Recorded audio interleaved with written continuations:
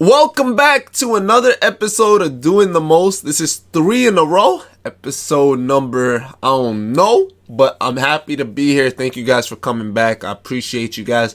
First of all, let me just quickly say, yesterday I started something new. I started my new chapter in life talking about the Nets on Newsbreak, right? Brand new app.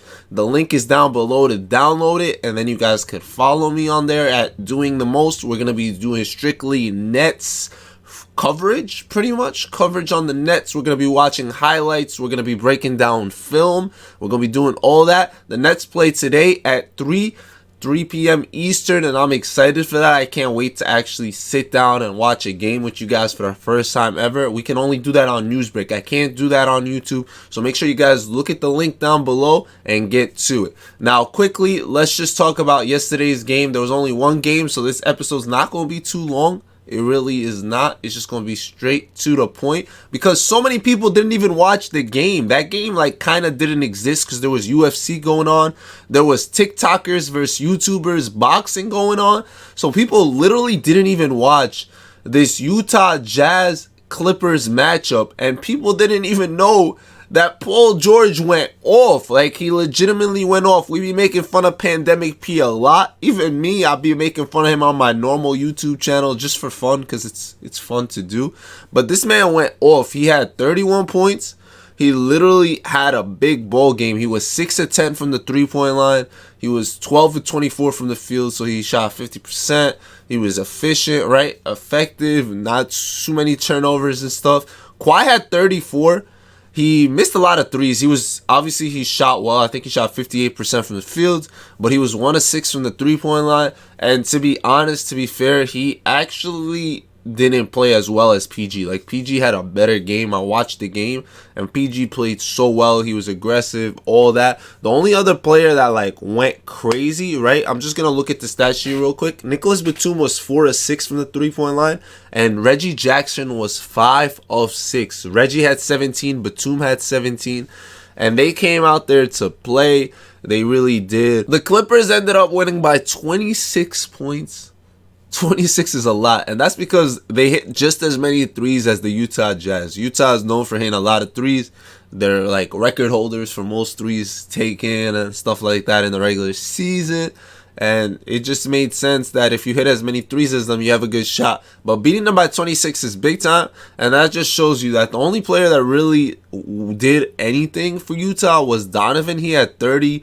He had a little scare at the fourth quarter where it looked like he rolled his ankle or buckled. You couldn't really tell, but you were just hoping him the best. He walked it off. He walked it towards the locker room and then came back out. They took care of him. And Quinn Snyder was going to put him back in the game until basically the Clippers were like, nah, man, y'all don't need him. End this game. This game is over. And that's basically what happened. The only other player that performed was Joe Ingles. He was 5 for 8 from the three-point line, but defensively, they were non-existent. They had a bad defensive game. Royce O'Neal was in foul trouble early, so he wasn't that aggressive. They just kept attacking him. Kawhi was attacking him. PG was attacking. Royce actually shot 4 of 8 from the three-point line, which was valid. I know Jordan Clarkson had the lowest plus minus in the game. He had minus 24. He was 4-9 from 3. He's gonna shoot, and they didn't utilize Gobert. I think that's the issue. When you don't utilize Gobert, I think it causes problems. The stretch that really made a difference in that game was when George Niang came in the game. He had 2 costly turnovers when they cut it down to 10 late. And he had 2 back-to-back. One led to a 3, and one just momentum just shifted. Obviously, you knew the Clippers were going to play well. They were playing at home, and you didn't know Paul George was going to step it up. But he steps it up in LA. That's where he's from.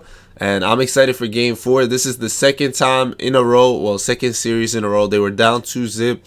And they just made it 2-1. They're not going down 3-0. They're not going down without a fight. And you love to see it. So we mentioned that the Nets play tonight at 3. We're excited to see what's going to happen, right? We know that James Harden isn't going to be playing.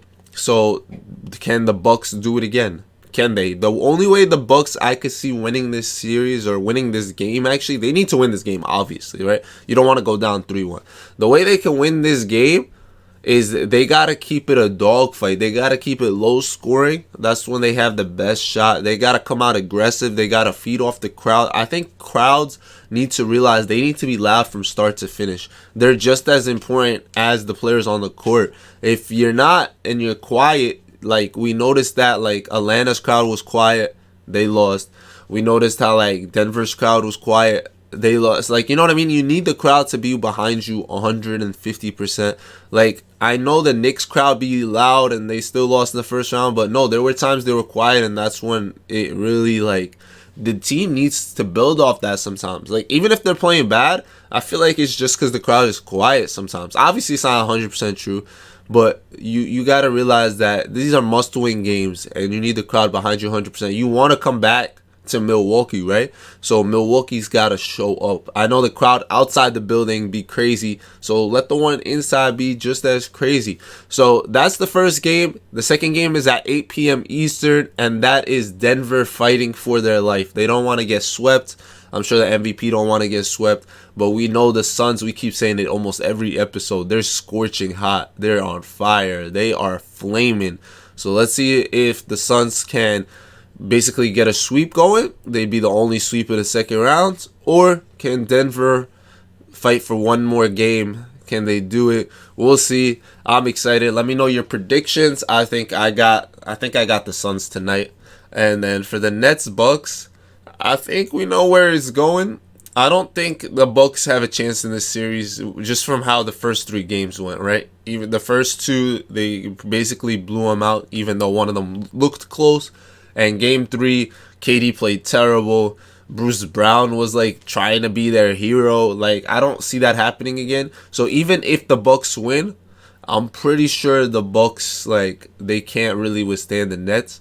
But we'll see. I'm rooting for Giannis, man. I told you guys, I think if they don't win this year or like make it out the East or something, that team's getting demolished. They're gonna blow it up a little bit. So we'll see how it goes. I appreciate you guys being here. Thank you for doing the most. Always make sure you guys check out the news break links down below. I really do appreciate it. I really wish I was able to show you guys highlights here and stuff, but thank you so much to everyone that listens to us on Spotify, Apple Music, all that. It really does mean a lot. You guys are literally the best in the world. Thank you so much for everyone that's on Newsbreak. We literally had 14,000 views on there yesterday or something like that, which is insane.